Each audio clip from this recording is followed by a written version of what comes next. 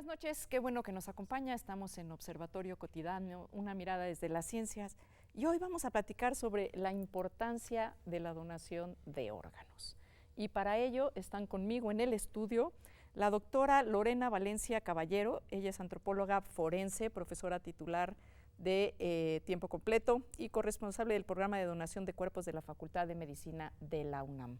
Muchísimas gracias por estar con nosotros. Gracias por la invitación. Se encuentra también el doctor Rubén Argüero Sánchez, jefe del Departamento de Cirugía de la UNAM, cirujano cardiotorácico. Él fue quien realizó el primer trasplante cardíaco en México hace ya 30 años. Muchísimas gracias, doctor, por estar con nosotros. Gracias, Leia, por invitarnos a estar aquí. También está en el estudio Ana Gabriel Montiel García. Ella es coordinadora hospitalaria de donación de órganos y tejidos con fines de trasplante en el Instituto de Oftalmología Conde de Valenciana. Muchísimas gracias por estar en el estudio esta noche. Y finalmente también está con nosotros el doctor Carlos Andrés García Moreno. Él es coordinador de servicios a la comunidad de la Facultad de Medicina, por supuesto, de nuestra casa de estudios. Muy buenas tardes. Muy buenas noches. Y bueno, pues sin mucho más preámbulo, doctor, antes de que arrancáramos el programa, ya estábamos aquí súper metidos. Cuéntenos un poquito la historia de los trasplantes y la historia de los trasplantes en México. Los trasplantes datan más de 40, 50 años. De hecho, hace 56 años se hizo un trasplante de riñón con éxito en el Hospital de Especialidades Centro Médico Nacional, el doctor Quijano y el doctor Ortiz Quesada. Pero antes ya se habían hecho trasplantes de córnea y de hueso en nuestro país. Ahora, cuando ya hace el boom es cuando ya se aleja un poquito de los tejidos y los huesos y la córnea, y entonces se entra al concepto de trasplante de un órgano que hace falta en un sujeto que ha perdido toda su capacidad de función, el riñón o el hígado, el corazón, el pulmón, y entonces el hacerle un trasplante o el hablar de trasplantes, estamos hablando de algo extraordinariamente interesante y con valores. El valor de decir yo, cuando ya no me necesito un órgano, no hay que enterrarlo. Lo único que se entierra son los odios y los rencores. El resto, eso me gustó, hay que donarlo. Esa es una muy buena forma. ¿Qué es la donación de órganos? Tomar un órgano útil y ponérselo a quien lo requiere, dándole con ello, repito, una oportunidad de regresar a su vida laboral, a su vida familiar, a su vida social, poder conjugar verbos que antes ya no lo hacían cuando caen en insuficiencia o renal o cardíaca o hepática, por las causas que quiera. Entonces, ¿qué quiere decir donación? Darle una oportunidad a partir de alguien que en vida dio un regalo de vida. Decir, yo voy a donar cuando ya no requiera mi órgano o el tejido o la piel o el hueso o lo que sea necesario, porque se puede donar todo lo que se le antoje. ¿Qué es en general lo que se trasplanta? Bueno, ahí podemos hacer uso de diferentes órganos: hígado, corazón, hueso, córneas. Siempre y cuando el órgano esté en condiciones, se puede trasplantar. Hace poco yo estaba revisando bibliografía y, por ejemplo, había como que un mito, ¿no? Ya tengo 60 años, no puedo donar. 50, 60 años, todavía se puede rescatar órganos, ¿no? Y de esa manera hay que estar preparados para decir, voy a dar vida, se puede utilizar parte de lo que ya en mi cuerpo ve, porque llegó el fin de la vida, poder dar esa oportunidad a otra persona. ¿Y cuáles son los órganos? Interesante, A ver, perdón, no, sí. Hablando de órganos, pero la córnea más transparente y útil que se logró en la raza fue de un sujeto de 92 años. Es decir, porque la córnea, además ella, la doctora me va a corregir o me va a apoyar, la córnea tiene la enorme, el ejemplo más maravilloso, cada 24 horas se está cambiando, tiene un ciclo circadiano, que en el caso de la córnea o el hígado son 24 horas más o menos. Y cuando la córnea está en condiciones ideales, no importa la edad, la piel igual no importa la edad, los huesos no importa la edad. Son temas que no siempre se abordan. Por ejemplo, no conocemos que en nuestro medio que hayan enterrado a alguien sin huesos. Parece que eso es un mito de aspecto cultural que la antropóloga Valencia nos puede corregir, pero es interesante. Todavía hay mucho por hablar de los trasplantes de órganos o tejidos, pero aclaro porque en verdad la córnea es un órgano o un tejido extraordinariamente útil y que se puede obtener no importa la edad. Sí, así es. O sea, para ser donador no hay límite de edad. hablando de trasplante de córnea, pero tiene que ser un donador mayor de 3 años, porque la curvatura de la córnea en estos pacientes es muy chiquita, o sea, no podría trasplantarse. Entonces, nuestro único criterio es que el paciente sea mayor de 3 años. No importa, como dijo el doctor, si es un paciente de 90 años. De hecho, en el Conde de Valenciana procuramos una córnea de una paciente de 91 años y fue con fines ópticos. Órale, ¿y qué tan común es el trasplante de córnea? Es muy común. De hecho, en nuestro hospital, nosotros estamos en el banco de ojos y nuestra lista de espera es de más de 500 pacientes. Y los pacientes llegan como si fuera un banco. Quiero una córnea, me mandaron por una córnea. ¿Puedo elegir el color de mi córnea? O sea, falta igual cultura y dar información a los pacientes porque los órganos y tejidos no son enchiladas, ¿no? O sea, la verdad. No es un banco. No es como un banco. Sí, es mucho detrás de la obtención de órganos y tejidos. Hay todo un proceso, desde que se detecta el potencial donante, el coordinador habla con la familia del paciente que fallece, coordinar todos los equipos de procuración de corazón, de hígado, y después, o sea, cada equipo ir al hospital y trasplantarlo. Y posteriormente el seguimiento de estos receptores. Me imagino que la coordinación entre hospitales debe ser muy importante en este sentido. De hecho, hay prácticamente un centro regulatorio que se encarga de ayudarnos a administrar los receptores y los posibles donantes. Este es el Centro Nacional de Transplantes, conocido como el CENATRA. Ese ayuda para que cuando tenemos listas de espera en distintos hospitales o posibles candidatos, pues establecer estos nexos y que este órgano pueda llegar a las personas que lo necesitan. ¿Cómo ha sido la evolución de los trasplantes? ¿Cómo empezamos y en qué momento nos encontramos actualmente? Con fines de construir y además en un medio de difusión vale la pena señalar algo que se debe interpretar bien, me refiero a una crítica o una observación crítica, pero constructiva.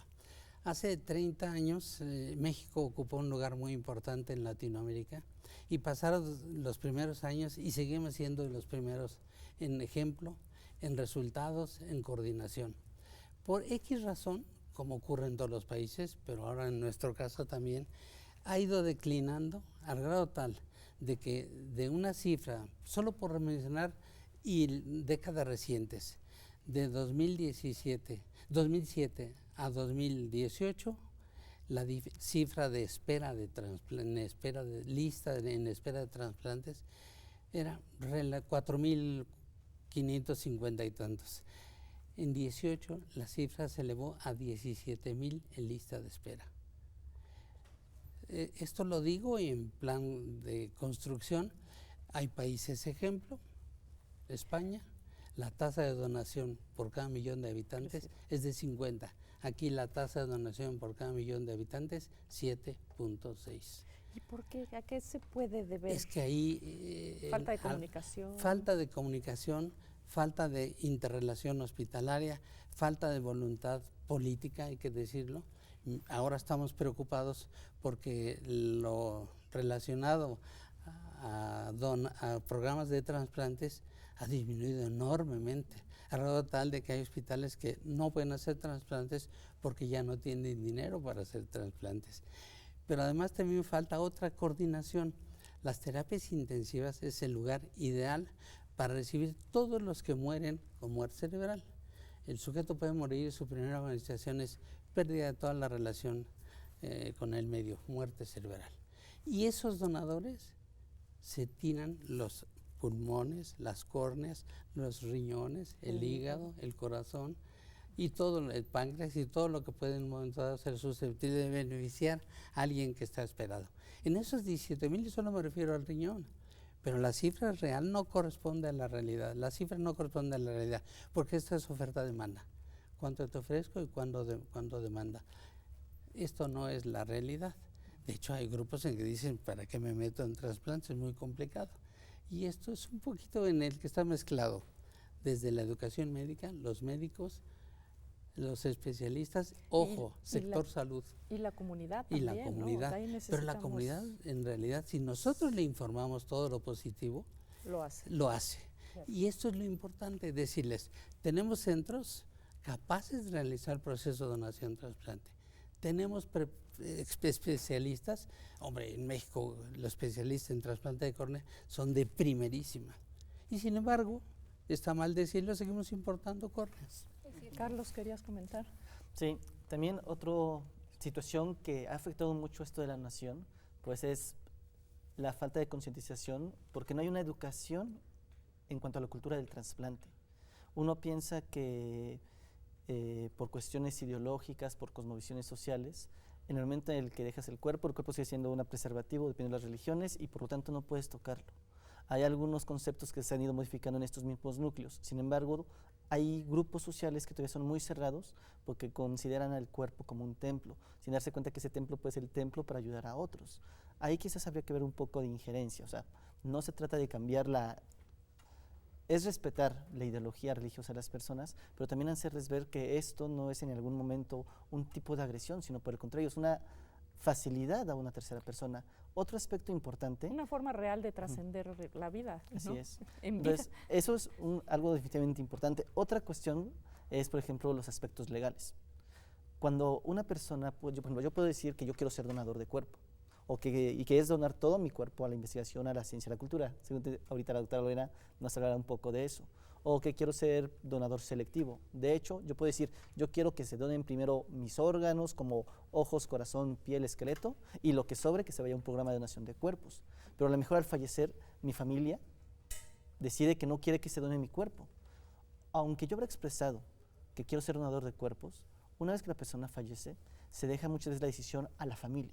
Si la familia no tiene la adecuada cultura de la donación y tiene estos mitos arraigados, obviamente es una retención o una oportunidad de alguien que en vida podía ser un posible donante. Ahí no solamente se trata de educar a la persona con la cultura de la donación, sino educar a su contexto, educar a la familia.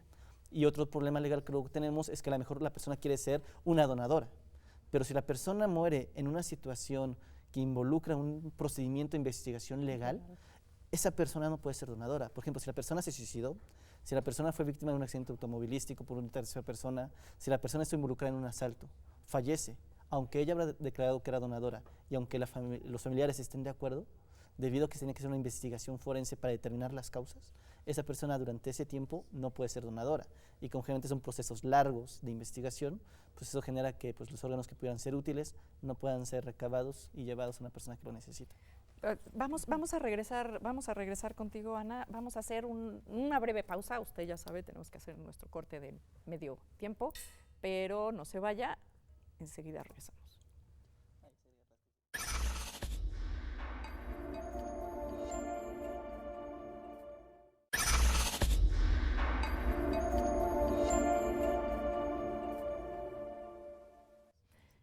Qué bueno que sigue con nosotros. Estamos aquí platicando en Observatorio Cotidiano, una mirada desde la ciencia. Estamos hablando sobre trasplante de órganos y estamos platicando con colegas de la Facultad de Medicina que nos están explicando qué son los trasplantes y la importancia, sobre todo, de las donaciones.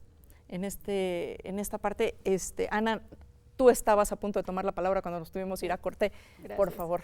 Complementando la información de la cual nos habló Carlos, cuando son casos médico-legales, sí pueden ser donantes, ya sea que hayan fallecido por parada cardíaca o por muerte encefálica.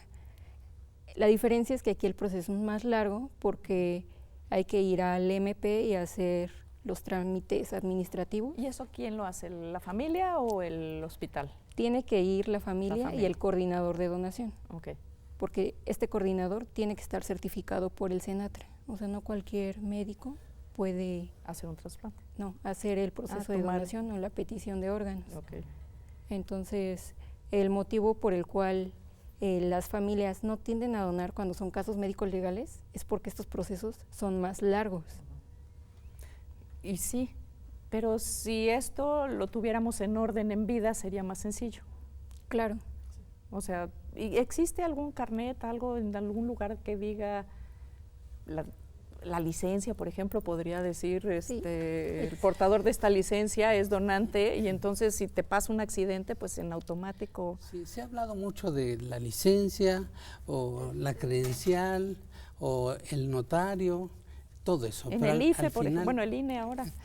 Al final lo que cuenta, y es muy importante señalarlo, es que en vida, en una reunión familiar, en una reunión de las que puede ocurrir en todos lados, que se comunique, nosotros decir, yo cuando me muera, por favor, todo lo que se pueda usar, utilícenlo. Es decir, la voluntad expresada en vida, esa tiene mucho más peso. Porque en el momento del accidente, o en el momento de la muerte, probablemente o está en un hospital o ocurre un accidente, no encuentran la cartera, no encuentran los zapatos, que es lo primero que se pierde, y entonces mucho menos un notario. Sí, Un claro. sábado en la tarde ni de chiste. Lo que quiero insistir, y es lo que sí hemos tenido buenos resultados, es la expresión en vida al núcleo familiar o seres queridos. Y ellos, si tienen y respetan la voluntad del que ha fallecido, se procede en consecuencia. Pero luego cuesta, ¿no?, que los familiares cumplan en particular esa voluntad. Hay como que todavía muchos tabús alrededor del proceso de donación de órganos. Pero ya nos hemos tardado en Pues no, sí, evolucionar. yo sé. Yo creo que ahí, si me permite, sí es necesario hacer una serie de aclaraciones en el sentido de que, como bien menciona el doctor Argüero, lo primero que se pierde es la cartera o los zapatos. No obstante, sí hay un trámite que se debe seguir en el sentido institucional y formalizar. El doctor Carlos Andrés mencionó 2 programas, que es la donación de órganos y últimamente tenemos un programa de donación de cuerpos. No es lo mismo, No. pero vamos de la mano y Y trabajamos. explícanos un poquito la diferencia. La prioridad ahorita es para Senatra en el sentido de que lo primero que se tiene que rescatar, preservar, es el órgano para poder hacer el trasplante. Una vez que a un cuerpo se puede extraer este órgano funcional para trasplante, entonces el resto del cuerpo pasa a la Facultad de Medicina a través del programa de donación de cuerpos que se implementó el 10 de octubre de 2016. ¿Y nosotros qué hacemos? Pues preservamos ese cuerpo para la docencia de nuestros médicos, tanto en pregrado como en posgrado, y posteriormente también aplicamos investigación. Para ambos programas, tanto para donación de cuerpos como para la donación de órganos, hay unos procedimientos que se tienen que seguir, que es llenar una solicitud, se entrega esa credencial, y esta credencial, digamos que es simbólica. Lo más importante de todo esto es que la familia esté enterada, porque nosotros cuando morimos, obviamente quien va a dar seguimiento a este trámite legal son nuestros familiares. Y lo más bonito es que se pueda cumplir esa voluntad en vida, y por ende tendríamos que socializarlo, siempre socializarlo con la familia para que se logre esta decisión que tomamos en vida. Hay que ponerle un poco de vehemencia y entusiasmo a decir lo que significa la donación de cuerpos. Así como un órgano permite la sobrevida de alguien, una segunda oportunidad, la donación de cuerpos significa calidad en la enseñanza, evitar accidentes, evitar eventos adversos. Por eso en la Facultad de Medicina, que tiene el programa más formal en la conservación de órganos y de cuerpo, es un sitio que ahí sí vamos otra vez a la delantera de muchos países de Latinoamérica. Ojalá mantengamos este paso y este ritmo y no ocurra con lo que ha ocurrido con los órganos.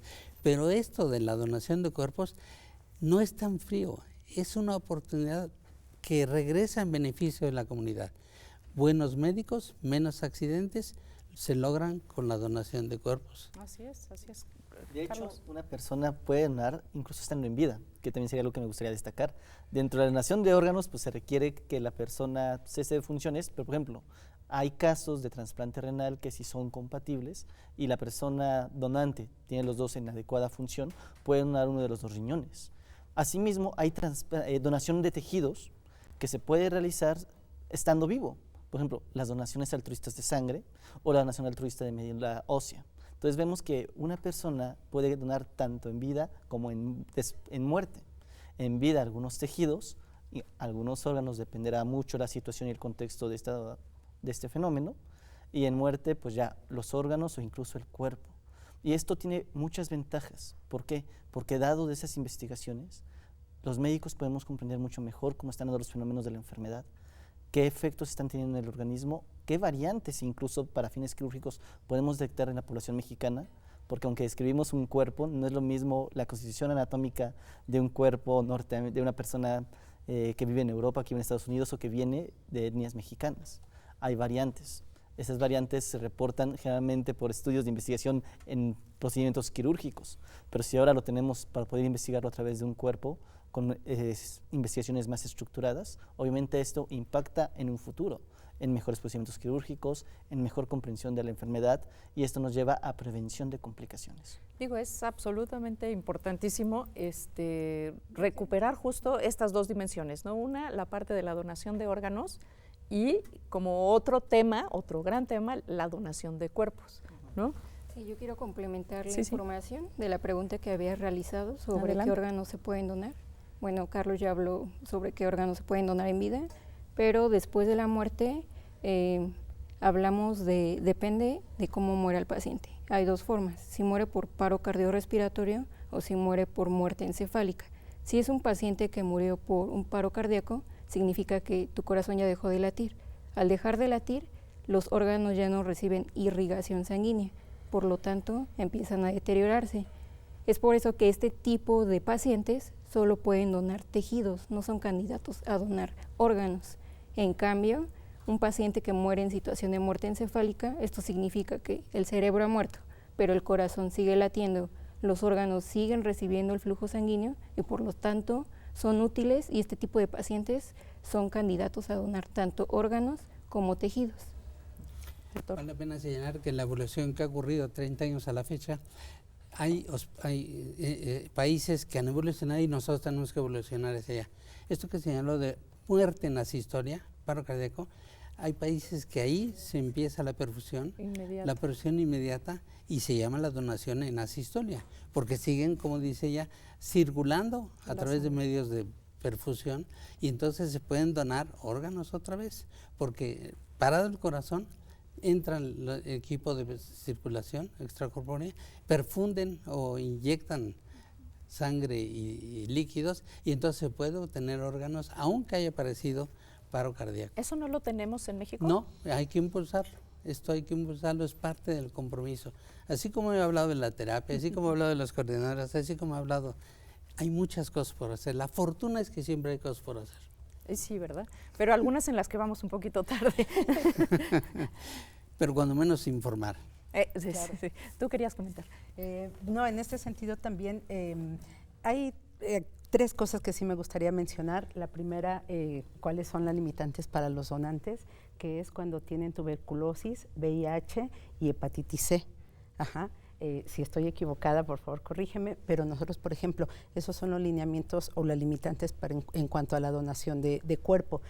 Sin duda alguna, otra cosa que me gustaría mencionar es que el doctor Carlos Andrés nos ha señalado esta importancia de la investigación para los médicos, pero lo más bonito de esto, que no es solo para la medicina, es para diferentes disciplinas, en las cuales todas nos complementamos, y sin duda alguna hay un beneficio para la sociedad, en cuestiones de salud, en cuestiones de nuevos cirugías, innovar con nuevos aparatos, etcétera. Entonces yo creo que es un programa muy bonito el de donación de cuerpos, pero sin duda alguna es un gran beneficio para la sociedad. Dar vida, pero también generar conocimiento que puede ser aplicado para el mejoramiento de la sociedad. Carlos. Bueno, aquí algo que también me gustaría concientizar es, muchas personas les cuesta entender lo que es la muerte encefálica, porque cuando una persona tiene una muerte encefálica, lo que pasa es que las funciones mentales superiores, lo que son los hemisferios, dejan de funcionar, pero la persona sigue teniendo respiración, obviamente generalmente tiene que ser auxiliada por algún medio, sigue teniendo latido cardíaco, sigue teniendo incluso movimientos intestinales. Y a veces, en ocasiones, pueden tener algunos reflejos de parpadeo oculares. Entonces la persona piensa que el paciente sigue vivo, es lo que piensan muchas veces los familiares. Sin embargo, no es así.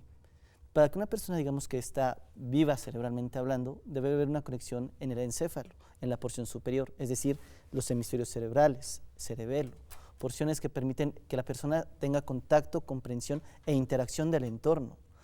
Ahí se integra la visión, se integra el pensamiento, el juicio, las matemáticas, la integración de la percepción para interpretar, si yo toco una taza o un vaso, saber que es una taza o un vaso.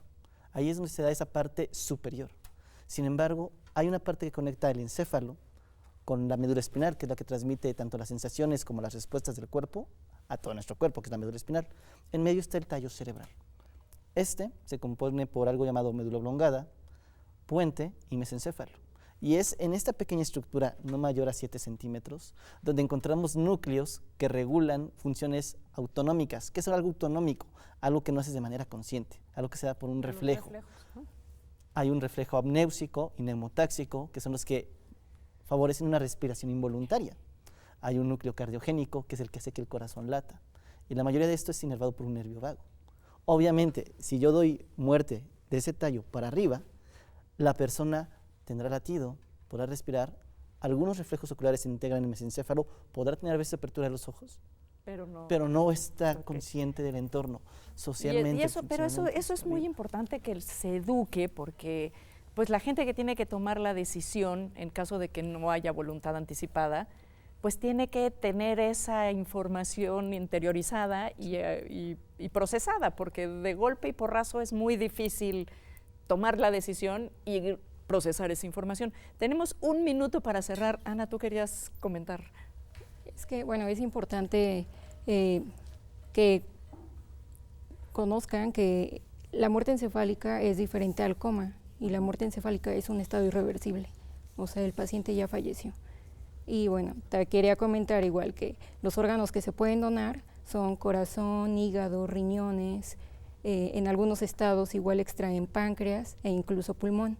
Y entre los tejidos que podemos donar están las córneas, la piel, el hueso, tendones, válvulas cardíacas. Híjole, pues es la verdad que nos pasa casi con todos los programas, pero en este creo que se nos quedó la mitad del programa en el tintero. Entonces, les voy a hacer aquí un compromiso de que hagamos una segunda versión de este programa. Creo que hay todavía muchas cosas que platicar, que explicar, que seguramente el público está muy interesado en conocer sobre el tema de quiénes son candidatos a un trasplante de órganos, quiénes son personas donantes potenciales para trasplantes de órganos. Y pues aquí quisiera intervenir, y perdón por interrumpirte. Ya estamos cerrando. Estamos cerrando, solamente hacer una invitación, justamente para saber un poco más de esto. El 4 de octubre, en la Facultad de Medicina, desde las 2 hasta las 6 de la tarde, vamos a hacer una feria informativa sobre la donación. Se llama Convida Fest, por un México sin donación. 4 de octubre. 4 de octubre, de 2 a 6 de la tarde. De 2 a 6 de la tarde en la Facultad de Medicina. Y bueno, pues Lorena, Rubén, Ana y Ana Gabriela, Carlos, muchísimas gracias a los cuatro por haber acompañado este programa esta noche. ¿Me hacen la promesa de que regresan? Tercera y cuarta vez, las veces que quieran, con mucho gusto. Ya estamos, ya estamos. Buenas noches, nos vemos en el próximo Observatorio Cotidiano. Esto fue Una Mirada desde las Ciencias y muchas gracias a los colegas de TV UNAM que hacen posible que este programa llegue hasta usted. Buenas noches.